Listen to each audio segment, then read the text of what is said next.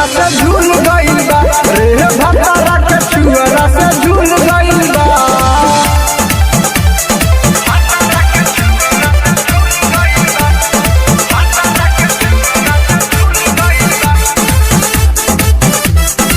Mahalakshmi recording studio Dumarsan.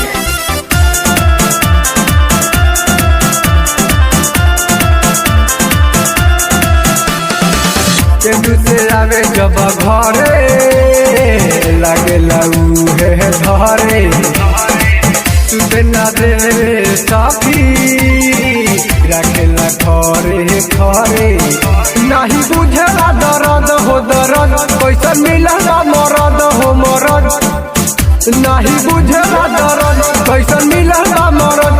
अरे दर्द से दहिया फूल भइल बा रे भतारा के छुअला से झूल गइल बा। अरे भतारा के छुअला से झूल गइल बा।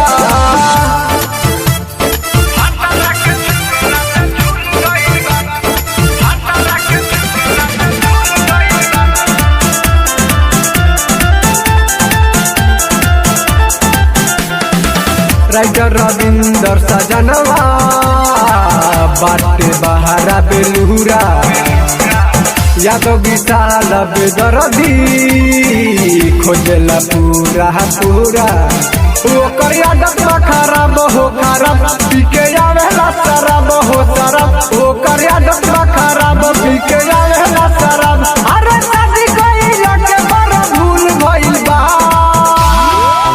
रे भतारा के छुअला से झूल गइल बा। अरे भतारा के छुअला से झूल गइल बा।